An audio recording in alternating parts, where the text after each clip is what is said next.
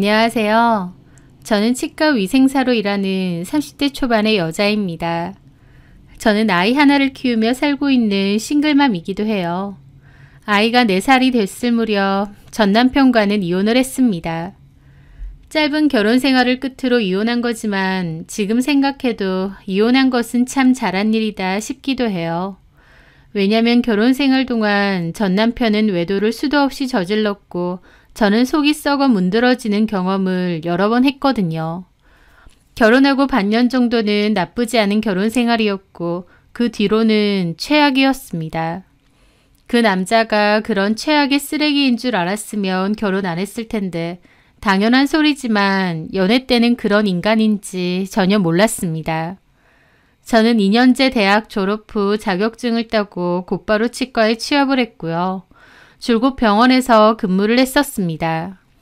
그 남자는 저희 치과에 오던 손님이었어요. 워낙 환자가 많았던 치과다 보니 환자가 베드에 앉아도 원장님 대기를 해야 될 때가 종종 있었는데요. 그때도 잠깐 대기를 하며 그 남자와 가벼운 대화를 나누었습니다. 그 남자는 크라운 치료를 받으러 오던 환자였는데 오늘도 많이 아프냐, 신경치료는 언제 끝나냐 그런 걸 물어봤었죠. 저는 최대한 친절하게 치료에 대해 설명도 하고 안심도 시켜드리려 노력했습니다. 그 남자는 저한테 인상도 좋고 참 친절하신 것 같다는 가벼운 칭찬도 했죠. 그렇게 시간이 흘러 그 남자의 모든 치료가 다 끝이 났는데 마지막 치료날 직원들 커피와 디저트를 잔뜩 사들고 다시 병원에 와서 놓고 갔다고 했습니다. 저는 일한다고 그 남자가 다시 온 건 몰랐고 나중에 동료 직원을 통해서 전해 들었죠. 그러면서 저를 콕 집어서 김정미 선생님 친절하게 치료 잘 도와주셔서 고마워요 라는 쪽지도 남겨놨더라고요. 저는 서브만 거고 치료를 한 의사 선생님은 따로 있는데 저한테만 특별히 고맙다고 쪽지까지 남긴 거였죠. 병원 직원들은 뭔 일이냐며 정미 씨한테 관심 있나 보다라면서 호들갑을 떨었는데 저도 그런 일은 처음이라 좀 얼떨떨하기도 하고 황당하기도 했지만 그냥 웃고 넘어갔어요. 그런데 그 후 그 남자는 병원에 전화를 해서는 그때 커피 두고 간 남자라고 자기를 소개하더라고요. 치료를 했던 환자인데다 커피도 놔두고 갔기에 이름은 기억이 났습니다. 아, 유현성님 맞으시죠? 아, 제 이름도 기억하시네요. 치료 오래 다니신 환자분들은 기억하죠. 아, 그쵸. 제가 치료를 많이 했으니까. 그때 커피랑 디저트 감사드려요. 다른 분들도 다 잘 먹었다고. 그런 거 안 주셔도 되는데. 뭐 별것도 아닌데요, 뭐. 근데 무슨 일로 혹시 치료받으신 부분이 불편하거나 문제가 있나요? 그건 아니고요. 혹시 괜찮으시면 퇴근하시고 나서 저랑 커피나 한잔 하실 수 있나 해서요. 술이면 더 좋고요. 네? 그 남자는 저에게 데이트 신청을 하는 겁니다. 좀 당황스럽기도 해서 그날은 약속이 있다고 대강 둘러댔는데 그 남자는 그럼 언제 되느냐, 될 때 한번 보자며 집요하게 물어보더라고요. 저는 얼떨결에 금요일은 된다고 했고 그 남자는 금요일에 시간 맞춰서 오겠다고 했습니다. 저도 좀 당황해서 거절을 못하고 약속을 잡게 된 거죠. 그렇게 금요일이 되었고 그 남자는 제 퇴근 시간에 맞춰 주차장에 도착해 있다고 연락했습니다. 그런데 나가보니 꽃다발을 들고 서 있더라고요. 저는 그때까지 남자한테 꽃다발을 받아본 적이 없었는데 그 꽃다발이라는 게 참 묘하고 설레더라고요. 그전까진 별 생각 없던 사람이었고 그냥 가볍게 한번 만나나 보자라는 생각이었는데 수줍게 꽃다발을 들고 저를 기다리는 모습을 보니 저도 모르게 웃음이 났거든요. 그 남자는 시간을 내줘서 고맙다고 하면서 식사를 할지 차를 마실지 물었어요. 저는 배도 고픈데 식사하자고 했고 그 남자는 분위기 좋은 레스토랑으로 저를 데리고 갔죠. 제 외모가 자기 이상형이라 처음부터 심쿵했었는데 마침 제가 치료를 도와줘서 좋았대요. 한마디로 저한테 첫눈에 반했다면서 치과 치료 다니면서도 저를 계속 찾았고 제가 계속 생각이 났다고 하더라고요. 직접적으로 저한테 마음이 있다고 고백을 하니 당혹스러우면서도 싫지는 않았습니다. 그 남자는 저보다 6살이 많은 남자였는데 직업은 다이닝 펍을 운영하고 있다고 했습니다. 그 다이닝 펍은 저희 치과에서도 10분 남짓한 거리에 있는 곳인데 건물의 한 층을 다 쓰다시피 해서 규모도 크고 분위기도 좋아서 인기가 많은 곳이에요. 저도 직장 동료들이랑 회식 겸 한번 가본 적이 있었고요. 거기 사장님인 줄은 몰랐다며 저도 가봤다고 그랬죠. 그 남자는 자기가 그곳을 혼자 운영하는 건 아니고 친한 형님이랑 동업을 한다고 했습니다. 물론 그것도 나중에 알고 보니 동업이라기보다 실질적인 사장은 그 형님이고 남편은 월급 사장 같은 거긴 했지만요. 어쨌든 그 남자는 그런 곳에서 일을 해서인진 모르겠지만 굉장히 유머러스하고 말도 잘했습니다. 여자를 많이 만나본 건지 대화하는 게 능숙하고 분위기도 잘 리드하더라고요. 약간 바람둥이인가 싶은 생각도 없진 않았지만 그 자리는 재밌고 시간 가는 줄 몰랐습니다. 이성적으로도 굉장히 매력적인 사람이었어요. 그날 식사하고 커피도 한잔하고 헤어지게 되었고 저희는 화기애애한 분위기 속에서 연락처도 정식으로 주고받게 되었습니다. 그때를 기점으로 그 남자와 저는 종종 만나다가 사귀게 되었죠. 사귀는 동안 그 남자는 참 괜찮은 사람이었습니다. 성격도 시원시원 쿨하고 저한테도 참 잘하려고 하더라고요. 돈도 잘 쓰고 선물도 잘했습니다. 무엇보다 여자의 마음을 잘 아는 남자인 듯 했죠. 그렇게 1년 정도를 만나오다가 그 남자가 말하더라고요. 결혼하자고. 하지만 저는 결혼이라는 말에 멈칫할 수밖에 없었습니다. 그 남자가 좋은 건 맞지만 결혼은 생각이 없었거든요. 저는 오랜 고민 끝에 얘기했습니다. 미안하지만 나는 사실 결혼할 생각이 없다. 결혼이 필요하다면 나랑은 더 만나면 안 될 것 같다 라고요. 그 남자는 왜 결혼할 생각이 없느냐고 했고 저는 결국 저의 지난 가정사에 대해 얘기할 수밖에 없었습니다. 저는 부모님이 어렸을 때 이혼하셨고 엄마랑만 계속 살았는데요. 대학에 입학했을 때 엄마가 재혼을 하겠다고 하셨어요. 저도 이제 성인이니 엄마도 엄마 인생 살겠다고 하시면서요. 저는 그때부터 혼자 살았고 엄마는 새로 꾸린 가정에서 그 집 식구들과 살게 되었습니다. 그러다가 몇 년 뒤 태국으로 이민을 간다고 하셨어요. 애초에 저 놔두고 새로운 가정을 꾸리겠다고 했던 것도 엄마에게 너무 서운했지만 이민까지 간다고 하니 제가 버려진 것 같은 충격이 들더라고요. 엄마는 태국에 가서도 연락도 종종 하고 한 번씩 한국에 들어올 테니 보자고 하셨지만 제가 싫었습니다.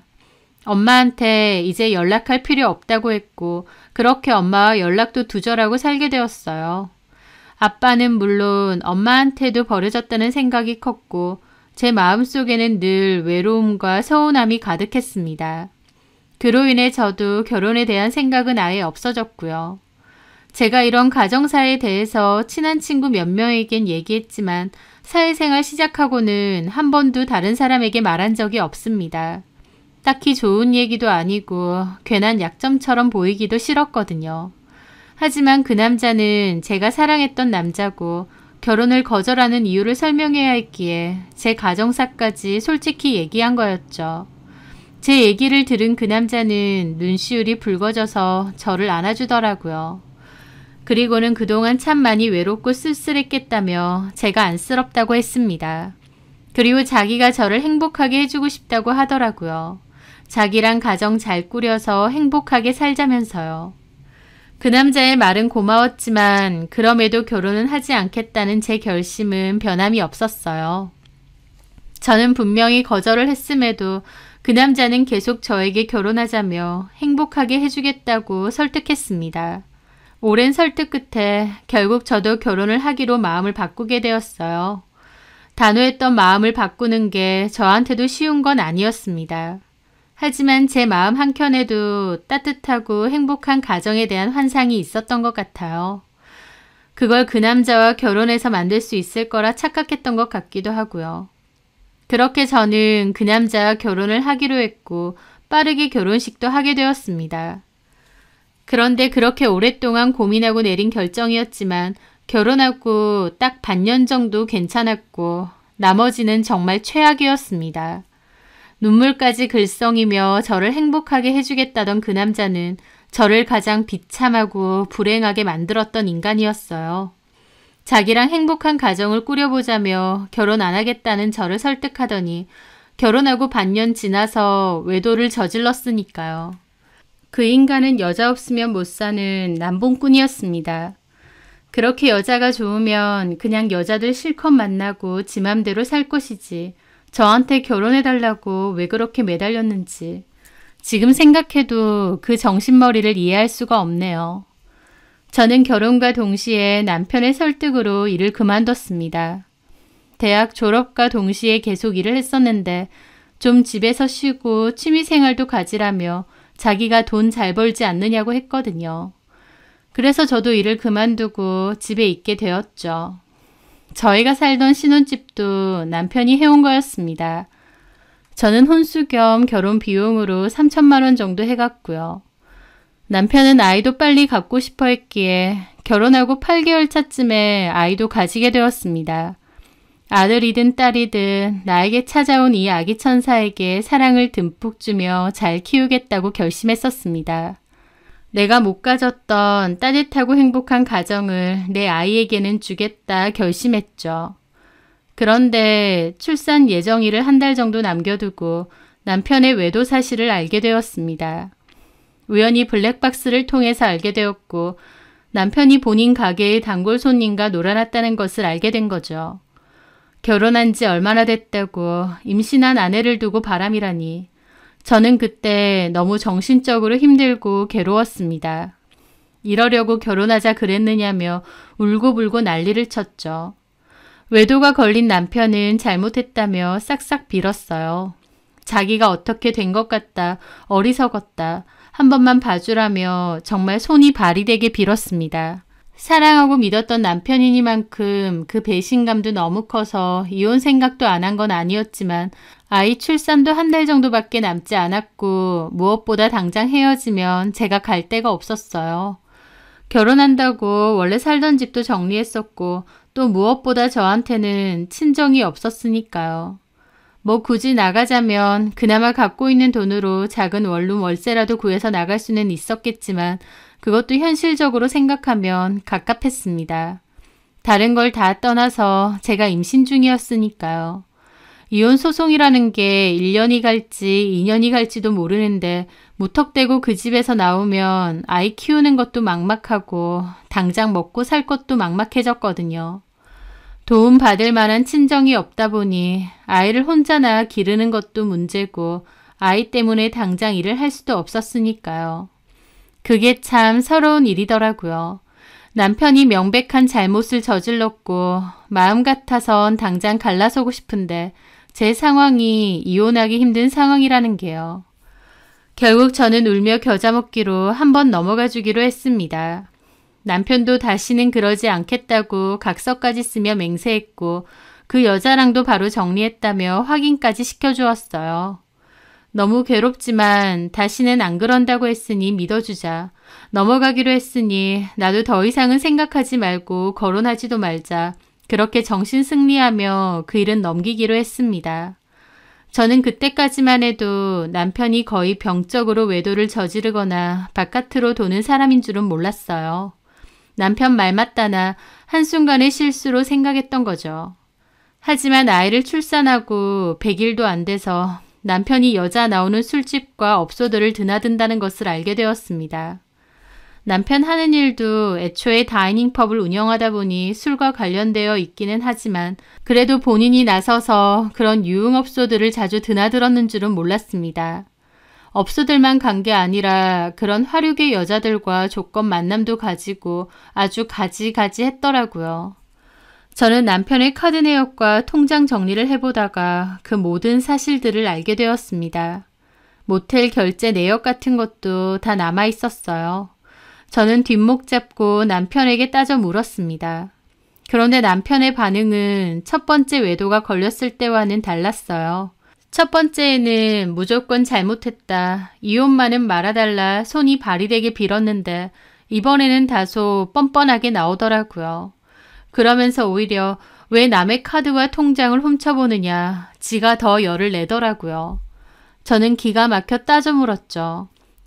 남이라니 내가 남이야? 생활비가 너무 많이 나와서 그거 알아본다고 찾다가 보게 된 거야. 아, 생활비 내가 알아서 주는데 쓸데없이 왜 그런 걸 찾아보는데. 너 부족함 없이 쓰라고 내가 돈 주잖아.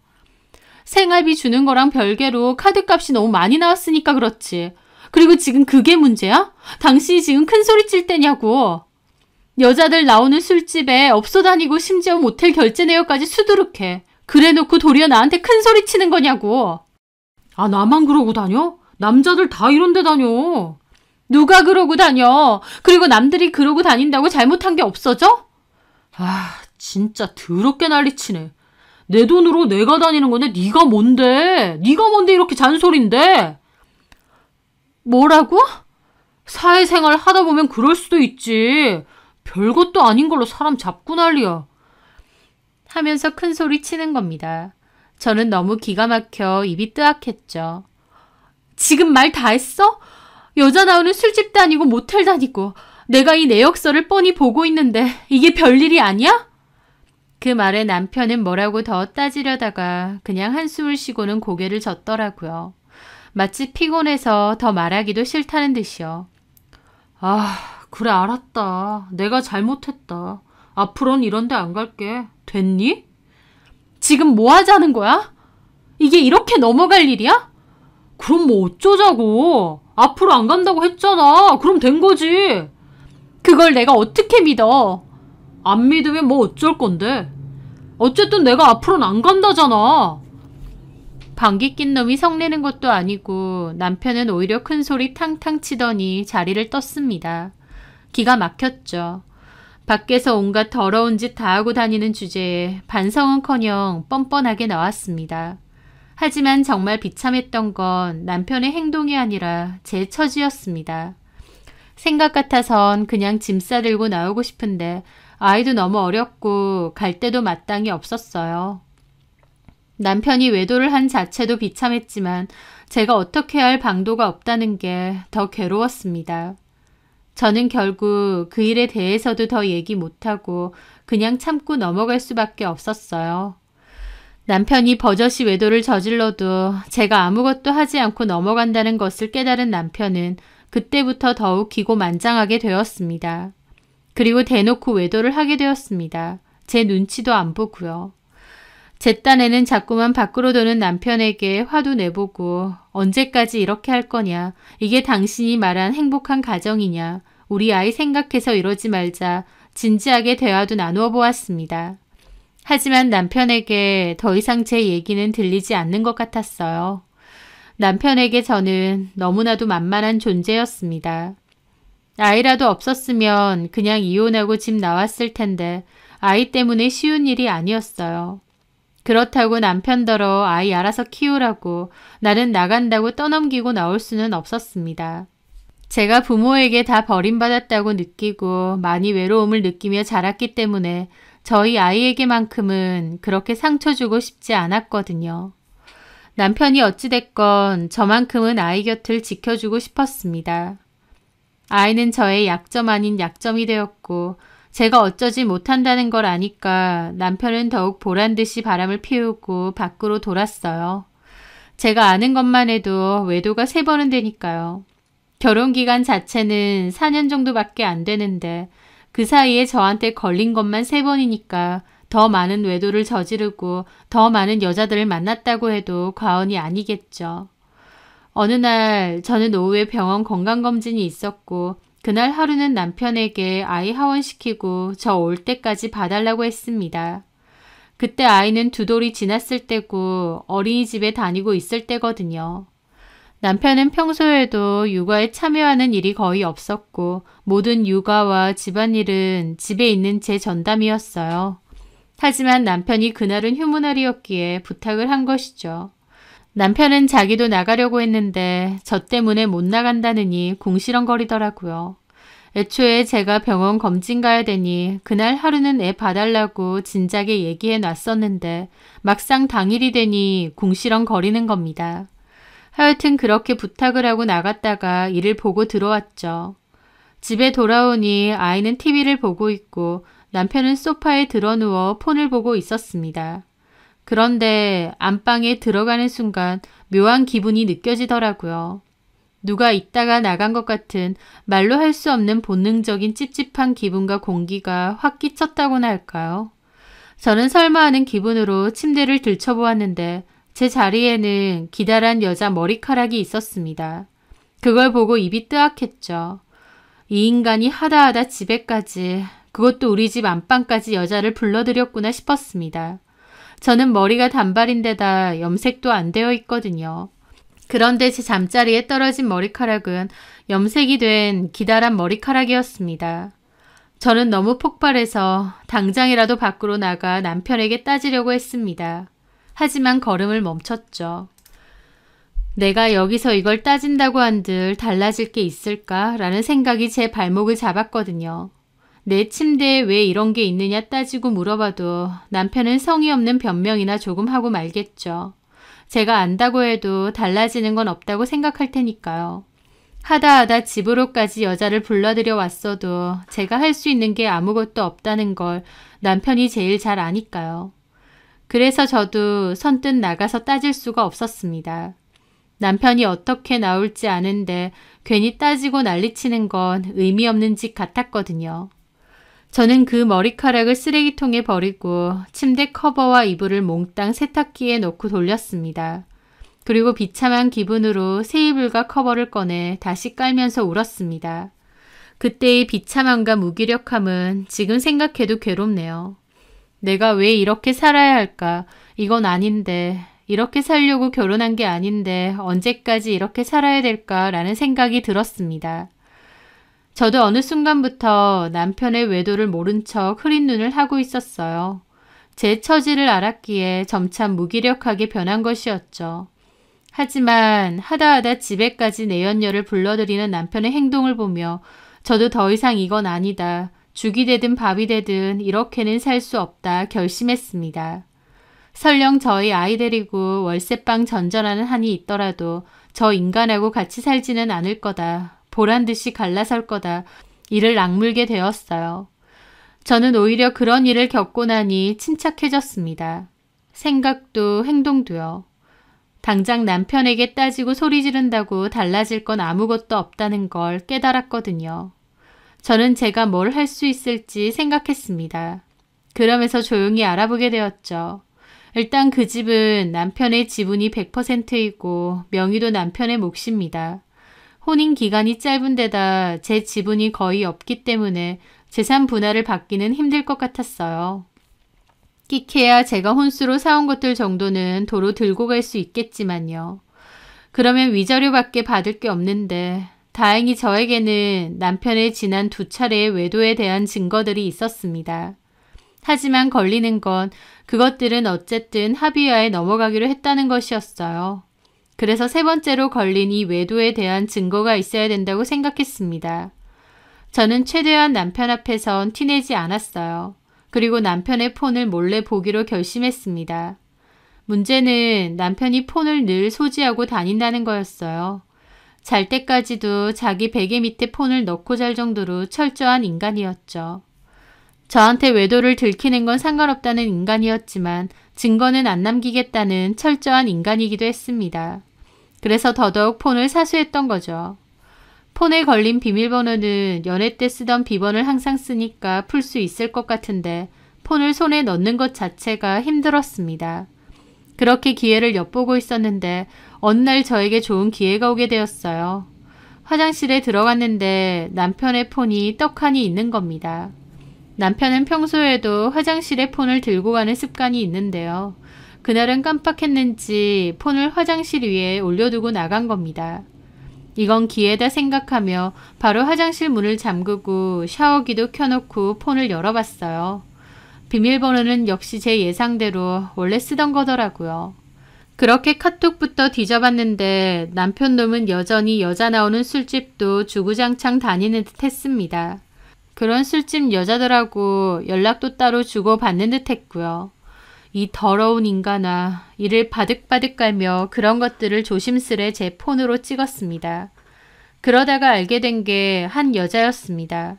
남편이 진아라고 부르는 여자였는데 남편이 요즘 만나고 있는 내연녀인 듯 했습니다. 그 여자의 프로필 사진을 눌러보니 긴 염색머리더군요. 아니나 다를까 대화 내용에 집에 잠깐 놀러와라, 와이프 없다 그런 얘기도 있었습니다. 그 여자도 제정신이 아닌 것 같았죠. 게다가 가만 보니 그 여자가 지 남편에 대한 얘기도 많이 하더라고요. 그 여자도 유부녀였던 거죠. 남편이 눈치챈 거 아니야? 눈치채면 가만 안 있어. 지는 그러고 다녀도 내가 그런 거 알면 뒤집어질 인간이야. 고깃집 사장님이 뒤집어져 봤자지. 우리 신랑 무서워. 덩치도 마동석이야. 고기 먹고 살망 뒤룩뒤룩 찐 거 아니고? 진짜 자기 실제로 보면 무서워서 얼어붙을걸? 야, 사람을 뭘로 보고. 나도 싸움 잘해. 아, 그래? 여자만 잘 후리고 다니는 줄 알았는데 싸움도 잘하셔? 후리긴 누가 후리냐? 우리 진아마만 후리지. 웃긴다 진짜. 진아야, 다음 주 화요일 저녁에 대감집 갈래? 거기 한정식 먹고 싶다. 좋지. 오빠가 룸 예약해. 오케이. 갔다가 바로 MT 고? 그러든가. MT는 모텔을 뜻하는 듯 했습니다. 아주 연병 브루스를 떨고 있네. 욕지거리가 나오더라고요. 그 집 남편 얘기뿐만 아니라 제 얘기도 많았습니다.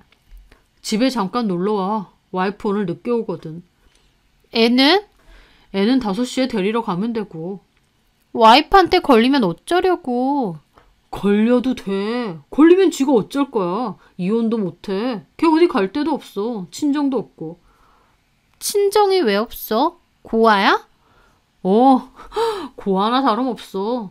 걔네 부모 이혼하고 아빠는 연락 두절해. 엄마는 살림 차려서 다른 나라 갔거든.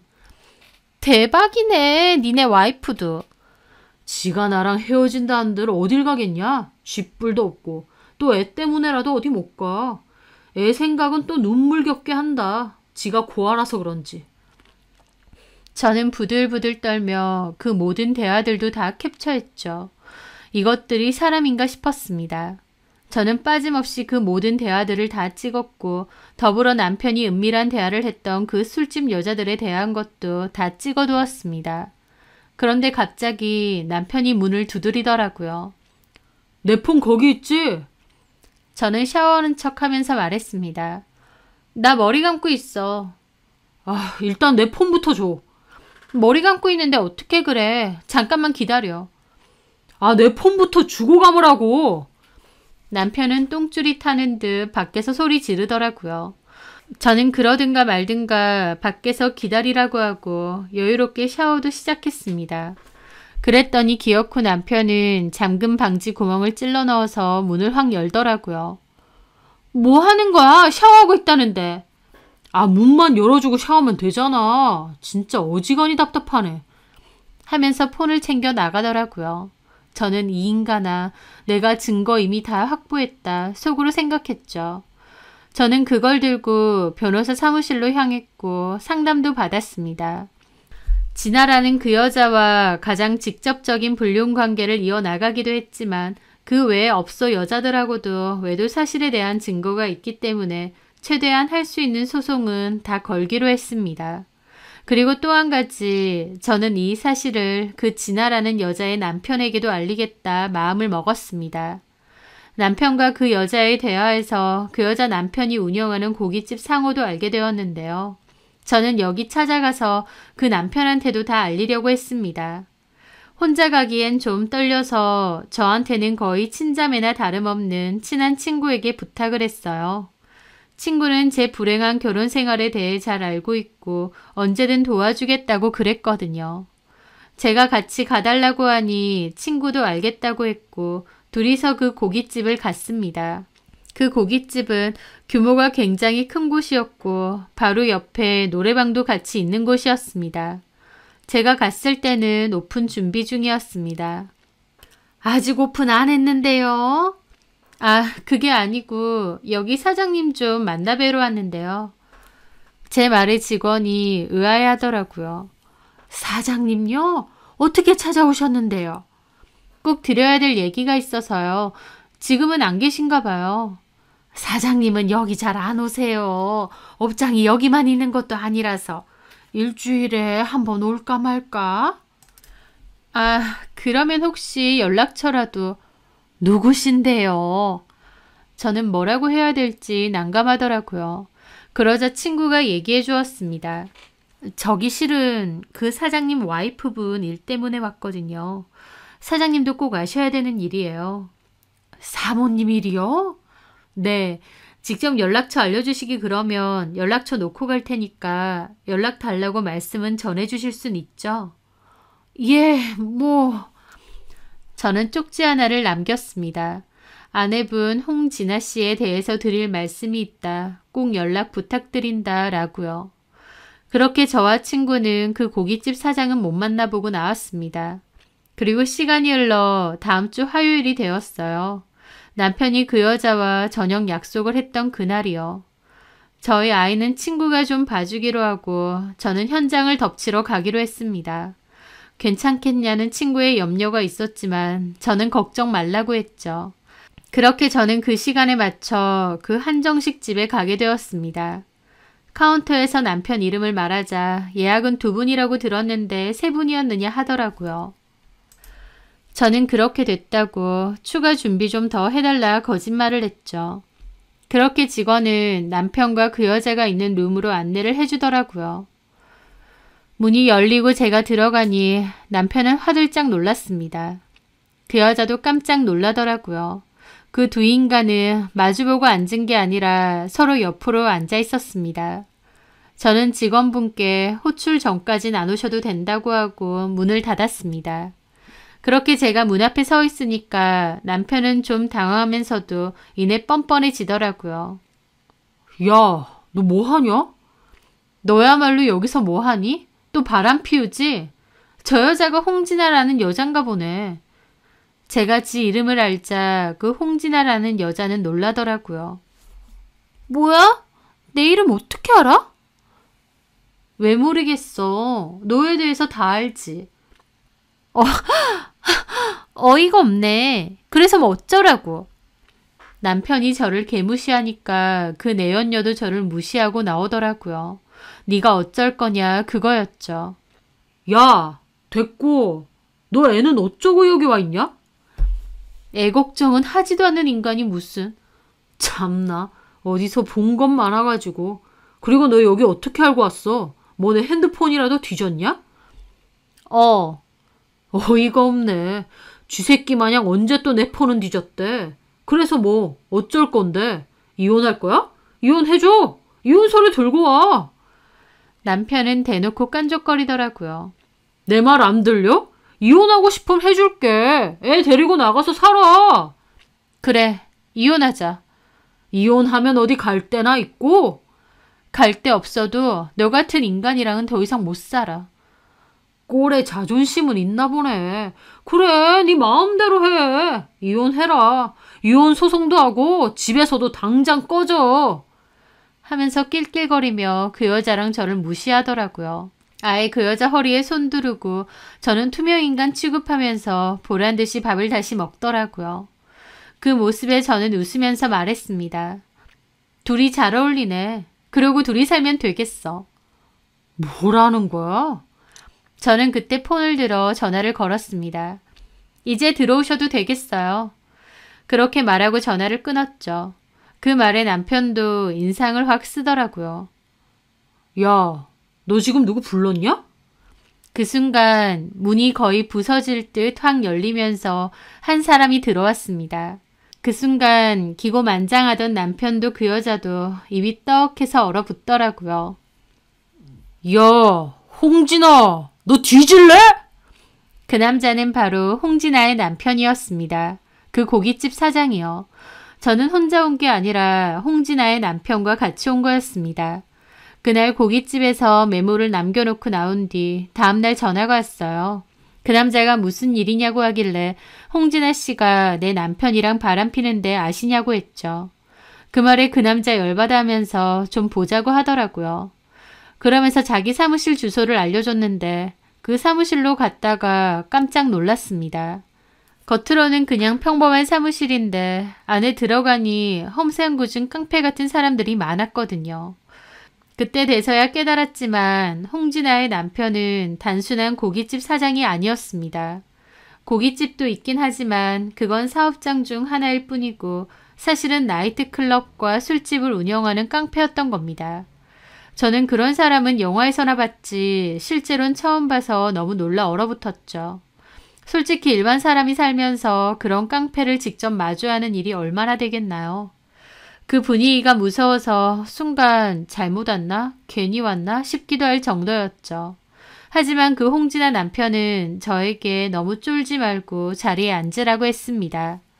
그 홍진아 남편이 그 중에서도 우두머리인 것 같은데 가장 덩치 크고 인상도 더럽더라고요. 얼굴에 무슨 칼자국 같은 것도 있고요. 저도 괜히 긴장이 됐죠. 그 남자는 무슨 일이냐고 자초지종 얘기해 보라고 했고 저는 인쇄해온 두 사람의 카톡 내용을 보여주었습니다. 둘이서 외도 저지른 거, 모텔 드나든 거, 음담패설 나눈 것도 다 있었고 그 남자 뒷담한 거, 제 욕한 것도 다 있었죠. 그 남자는 그걸 읽다가 열받았는지 종이를 확 구기더라고요. 저도 깜짝 놀랐죠. 이게 진짜 미쳤나? 또 바람을 펴? 그러면서 열받아 하길래 제가 그랬습니다. 다음 주 화요일 저녁에 그 두 인간들 같이 식사하자고 약속 잡더라고요. 식사하고 모텔도 간다 그러고 저는 거기서 현장 덮칠 건데 혹시 같이 가실 건가요? 그 말에 그 남자는 처음엔 됐다고 자기는 자기 알아서 처리하겠다고 했습니다.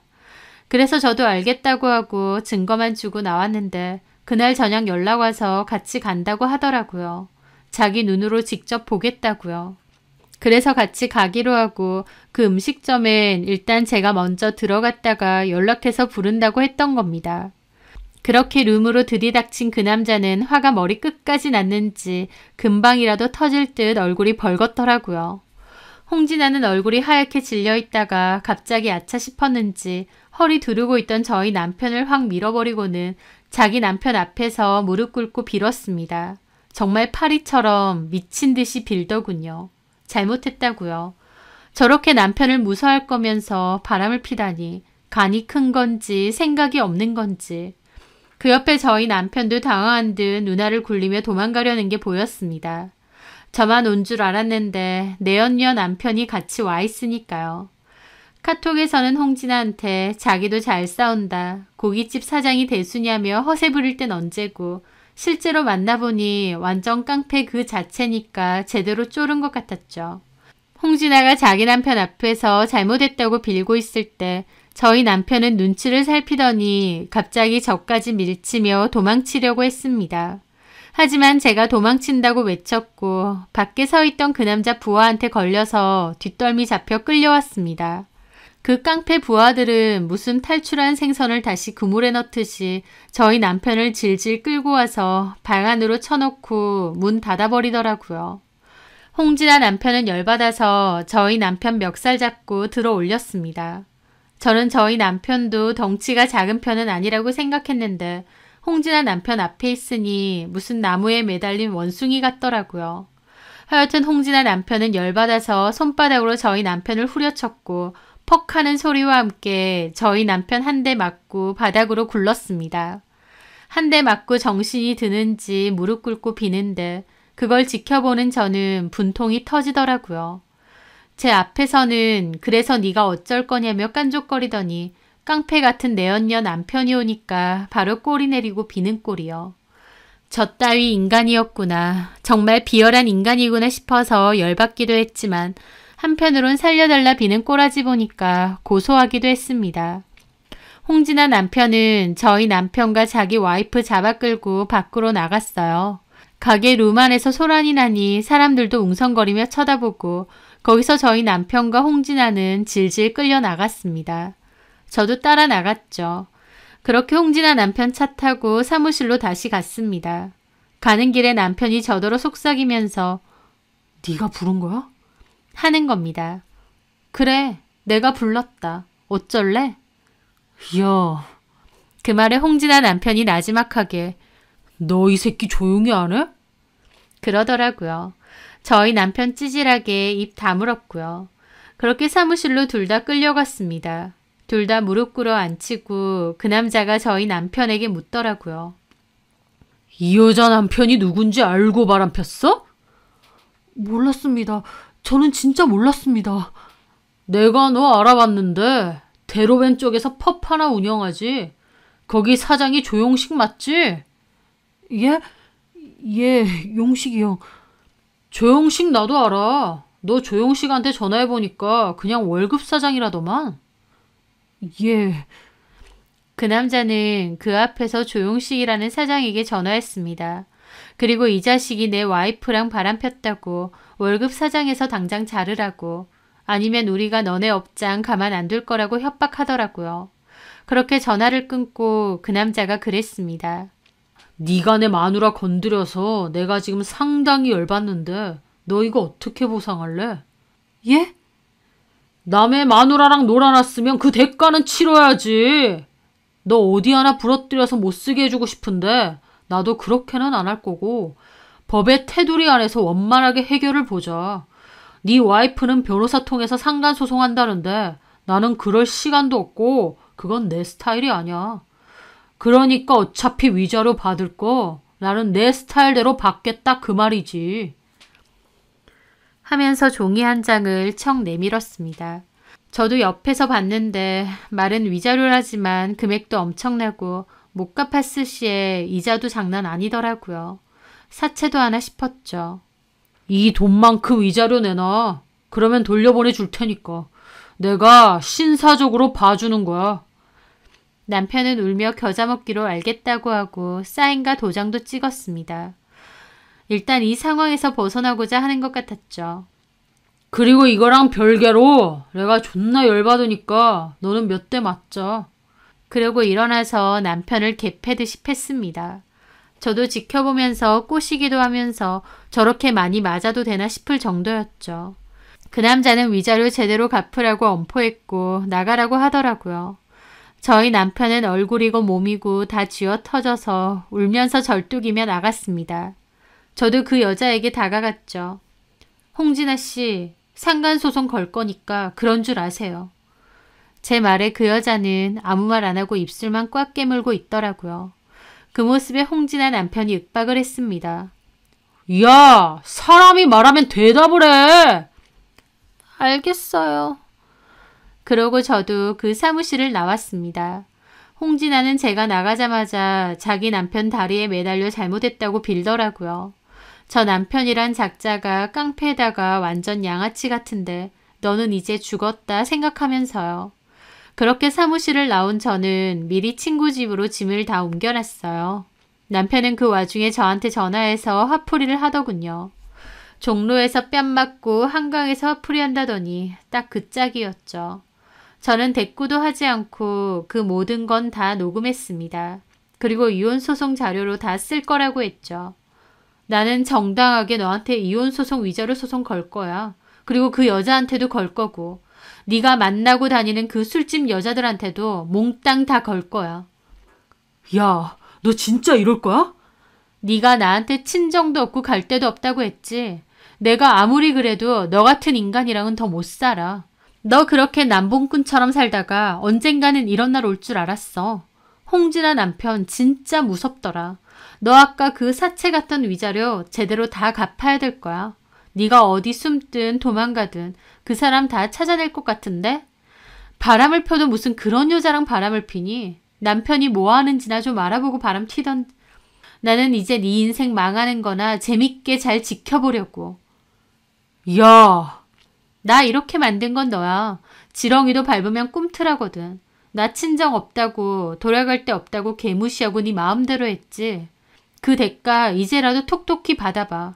이혼소송 위자료 소송 이제부터 줄줄이 들어갈 거니까 답변서 잘 내고. 그렇게 저는 남편과의 마지막 전화를 끝냈습니다. 저는 바로 소송들을 이어갔고 증거들이 많았기에 문제 없었습니다. 남편은 답변서 내라는 것도 제대로 안 내고 연락 두절로 제대로 소송에 임하지도 않고 출석도 제대로 안 한 탓에 빠르게 제 승소로 마무리가 되었어요. 아마 남편은 소송에 임하고 자시고할 정신도 없었을 겁니다. 다니던 가게에선 잘렸고 그 남자의 사체 같은 위자료 때문에 똥줄이 탔을 테니까요. 나중에 홍진아 남편이 연락이 와서 그 고깃집에 가서 만나게 되었는데요. 저한테 혹시 남편하고 연락하느냐 하더라고요. 그래서 저는 연락 안 한다고 소송도 제대로 안 하고 잠수 탔다고 얘기했죠. 그 남자 한다는 말이 잡으면 가만 안 둘 거라고 하더라고요. 알고 보니 전 남편 놈이 집단에는 반격을 해보려고 했던 모양이었습니다. 임의로 위자료를 이렇게 많은 금액으로 달라한 건 불법 아니냐며 경찰에 신고까지 했다는데 결론적으로는 당사자들 간의 협의에 의한 것이라고 해명했답니다.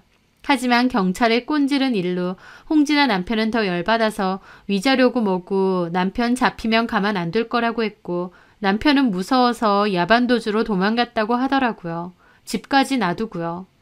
결혼 후에도 그렇게 여자들 만나고 불륜을 일삼으며 다니더니 그 마지막이 참 비참하게 되었더군요. 참고로 홍진아 남편 말로는 홍진아도 불륜 걸린 게 처음이 아니었답니다. 예전에도 한번 걸렸다가 넘어가줬는데 또 걸린 거라서 이혼할 건데 그 남편이 그냥 평범하게 이혼해주거나 보낼 생각은 없어 보이더라고요. 그걸 듣는데 좀 무서울 지경이라서 저도 앞으로는 이 사람하고 상종 안 해야겠다. 깡패는 깡패구나 싶었죠. 하여튼 그 불륜으로 인해 전 남편과 그 내연녀의 인생은 거의 절단이 났습니다. 어쩌겠나요? 지들이 그러고 다닌 데에 대한 대가겠죠. 저는 이혼을 마무리하고 그 위자료들로 작은 집을 마련해서 살고 있습니다. 아이는 어린이집에 보내고 다시 치과에 취업해서 열심히 일을 하고 있어요. 일도 하고 아이도 돌보느라 제 24시간은 정말 바쁘게 흘러갑니다. 때로는 힘들기도 하고 지치기도 하지만 사랑스러운 아이를 지켜보고 있노라면 하루의 노고남이 다 사라질 정도로 행복하기도 합니다. 경제적인 풍요로움은 줄 순 없어도 엄마로서 사랑과 마음은 가득 주고 싶다는 게 제 마음이기도 해요.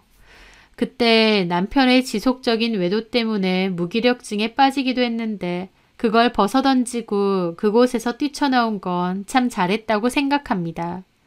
비록 형편은 이번보다 힘들어졌을지언정 제 속이 편하고 당당하니 훨씬 행복하네요. 이혼은 했지만 아이에게는 제가 줄 수 있는 사랑을 듬뿍 주고 밝고 씩씩한 아이로 잘 키워보려 합니다. 제 사연 들어주셔서 감사합니다.